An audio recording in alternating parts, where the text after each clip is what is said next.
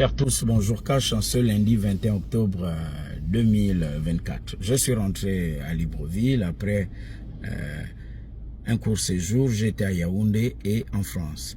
Là-bas, c'est grâce au groupe des journalistes français qui a son réseau en Afrique, avec d'autres journalistes africains, j'ai pu bénéficier d'une formation pour améliorer ce que je fais. Parce que je sais que chez moi, on ne pouvait pas m'offrir ça. Dans une administration qui a longtemps fonctionné par, on le sait, clientélisme, par les combines, aller en formation, améliorer ses capacités, c'est un luxe, il faut toujours connaître quelqu'un. Mais nous ne sommes plus là pour nous plaindre, on doit agir. C'est un peu comme quelqu'un qui veut atteindre une direction, un but, et puis en marchant, vous constatez qu'il y a un obstacle. Vous ne faites pas demi-tour, à mi-parcours. Vous contournez l'obstacle, et c'est ce que je fais en mettant en place Cash sur les réseaux sociaux. Parce que je sais que mon environnement de Gabon Télévision est un environnement, comme on le voit dans le Gabon, c'est un environnement de peau de banane. Entre nous, on ne s'aime pas. Donc, on ne va jamais te laisser faire bien ton travail si tu l'aimes. Donc, il faut contourner la difficulté. Certains estiment qu'ils ont amené l'administration là où ils travaillent, de leur famille, ils ont hérité, ils en font une affaire personnelle. Mais nous, nous agissons et continuons à agir. Donc, de là-bas, j'ai appris beaucoup de choses. Et ces choses, je vais les appliquer ici.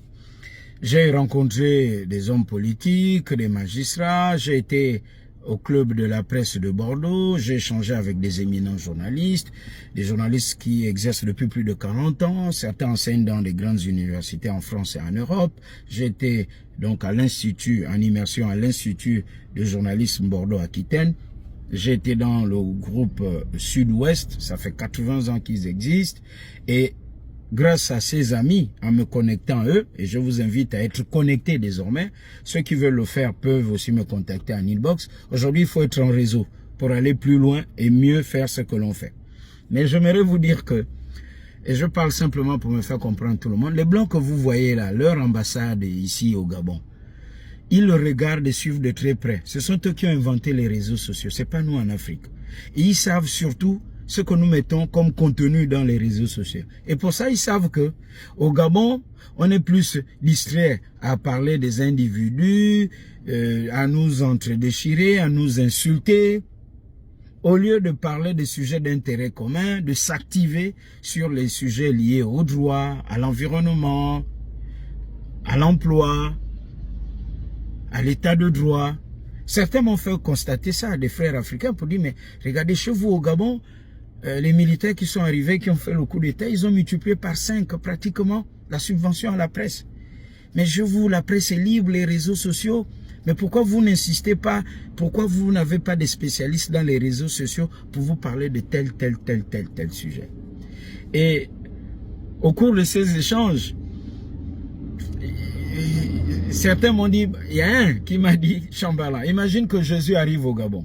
Et en même temps, le PDG là, qui est à l'origine de l'état actuel du pays, qui a maintenu ce peuple comme ça. Regardez comment les Gabonais repartent au meeting du PDG. Ça choque certains Africains, certains frères, certains peuples pour dire, mais on dirait que les Gabonais ne savent pas ce qu'ils veulent.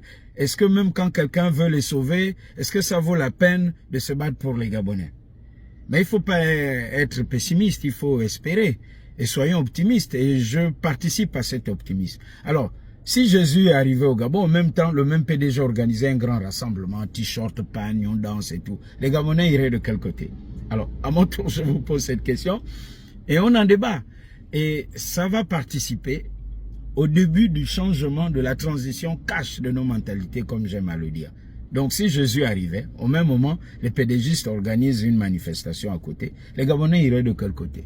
Ceci pour dire que les autres commencent déjà à nous pointer du doigt. Je me répète, autour de nous, on commence à dire, ah, ces Gabonais, vous savez, c'est comme s'ils ne savaient pas ce qu'ils voulaient. À peine quelque chose démarre, il y a des erreurs comme toute œuvre humaine, ils commencent déjà à taper sur ceux qui viennent les sauver. Parce que même les autres, quelqu'un m'a dit, un blanc de la France qui a des responsabilités pour me dire que toutes les puissances du monde font ce qu'elles savent faire le mieux, défendre leurs intérêts.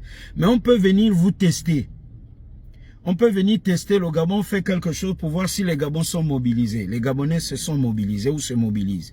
Et si les Gabonais ne réagissent pas, ils peuvent dire, bon, nous on continue comme ça, on va exploiter le Gabon. Parce que vous avez vu le peuple gabonais, pour eux, ils sont occupés à autre chose, à s'entre-déchirer, chamballant à quelle couleur de chemise, est-ce qu'il a les cheveux, il n'a pas les cheveux. Ou lorsqu'un ancien bourreau revient pour raconter ce que tout le monde raconte pour mieux manipuler les Gabonais vont dire, ah, le bourreau là a quand même raison, même si c'est notre bourreau.